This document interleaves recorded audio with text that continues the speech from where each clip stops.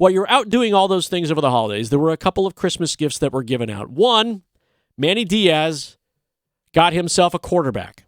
Now, what does it say about the Duke Blue Devils and their quarterback situation? Well, they got themselves a dude. They got themselves a dude from Texas. It was unusual for this to happen because, remember, Texas is in the college football playoff, right? Texas is still going for a national championship. But they have Quinn Ewers there, and Arch Manning is also a backup. Arch Manning now not going to go anywhere because he is now kind of second, so to speak, in deep in the heart of. But Manny Diaz got himself a replacement. He got himself a dude.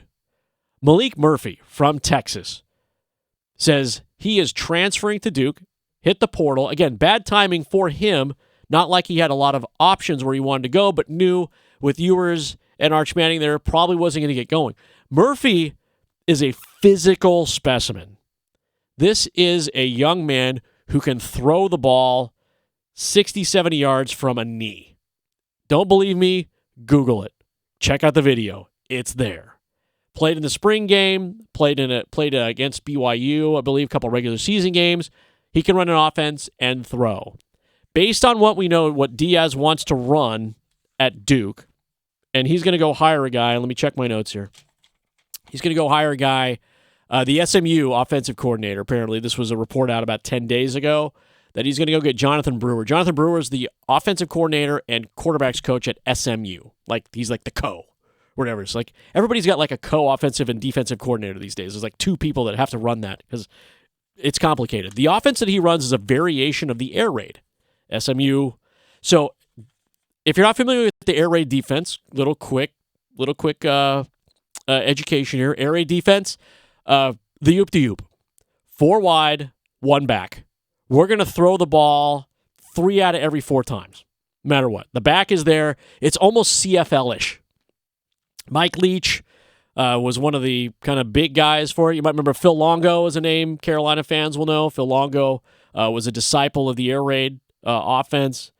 But Brewer, if he is hired. Now, SMU has a bowl game on Thursday. They're playing in the Fenway Bowl. Again, I love me some bowls. But if Brewer is the OC and comes on, they're going to run air raid. And they need a guy like Murphy to make this stuff happen.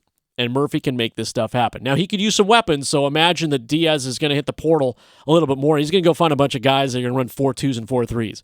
They're going to stretch the field. So they're going to run the oop-de-oop at Duke, or at least a variation of it. That should get Blue Devils fans excited. That should be a good thing. Also a Christmas gift up the road at UNC. Announced on Christmas Eve, Christmas Day. I can't remember. Jakeen Harris, who state fans will remember, safety, struggled with some injuries this past season, but grabbed a red shirt. He had a great season back in 2020. He is going to UNC, yes, from State to Carolina. Going to go get himself some Air Jordans. So Harris going to step in, need at safety for Mac Brown and Carolina, who are in the Duke's Mayo Bowl coming up tomorrow afternoon in Charlotte. So Jakeen Harris is going to NC State. So that is a pretty big deal. Now, you might remember, transfer portal wide open, one of our words of the year, the portal. Jordan Waters, Duke to State. So this is not unheard of. This is going to happen more and more and more, where fan bases are going to have to figure out, this is a weird situation for a lot of folks. There are, in the professional ranks, baseball players, pitchers, basketball players, or whatnot will come back after leaving in free agency, go to a city, get traded. They'll come back. They'll do the warm and fuzzies, right? You get the video. You get you'll see on interviews and whatnot. Hey, it's great to have Mark back, here, but, he's on the opposition team. So, we'll welcome him back in the way we know how and whatnot. But they'll still get the cheers and the love.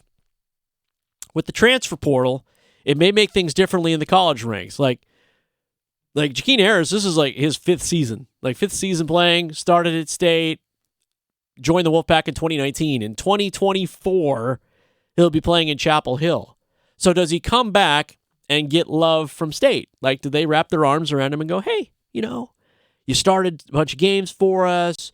You had awesome season for us, really helped us out, got us to a bowl game that year, and we're going to love you up? Or is the fan base going to go, dude, hey, loyalty walked out the door when you walked out the door, and that is it. And that's the weird bit about the portal, especially in cases like this. Maybe not so much for Waters going from Duke to State because there's a rivalry there, but truly, Carolina and State, button heads. I've already seen some of the comments. Like, Harris might get scorched. Like, it might be scorched earth. And this was a scorched earth is how it's being reviewed. But he announced it on Christmas. So, hey, a Christmas gift for Carolina.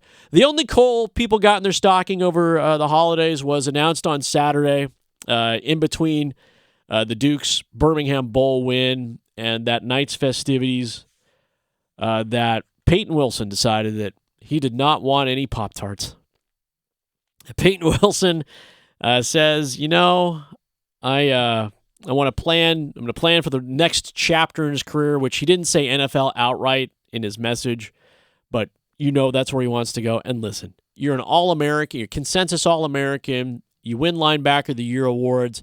You're ACC Defensive Player of the Year. No one is hurt that you want to give it a hard shot at the NFL. Now, all the mock drafts that are out there, the ones that I've done a handful of researching into, suggest that Wilson's a day 2, day 3 guy.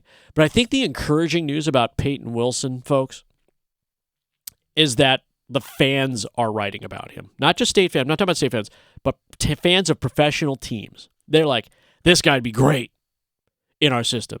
Motor. Totally runs. Mature motor. So you're not getting a car that just rolled off the line that as soon as the first thing goes wrong, it's like, oh man, I got to replace the circuits because it's an all dashboard or what. No, you're getting like the work truck here that has been consistent and reliable, and when you need it to go into the field and do the work that it needs to go into, that's what you're getting. And I think that's what the realization, or maybe the hope is for a lot of fans of NFL teams right now, is that Peyton Wilson is going to be that guy. Is that the choice that he makes today to not play with his team in the Pop-Tarts Bowl? And don't get me wrong, State fans, it's a hard pill to swallow. Like, this guy has been the dude for the entire season defensively. But the cupboard is not bare when it comes to the offense. Like, you look at this matchup between State and Kansas State, the two states.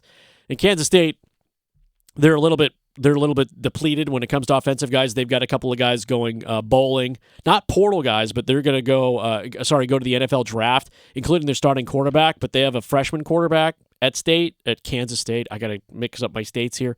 A freshman at Kansas State that started a couple of games that they're super high on. Kansas State's actually favored in the Pop-Tarts Bowl by 6.5, according to some of the lines that are out there. Now, that is, I'm not a big fan of the bulletin board material, but if you need the bulletin board material, I think that would be it. Like, Kansas State is down a receiver, down a center, down a quarterback. Down an offensive coordinator.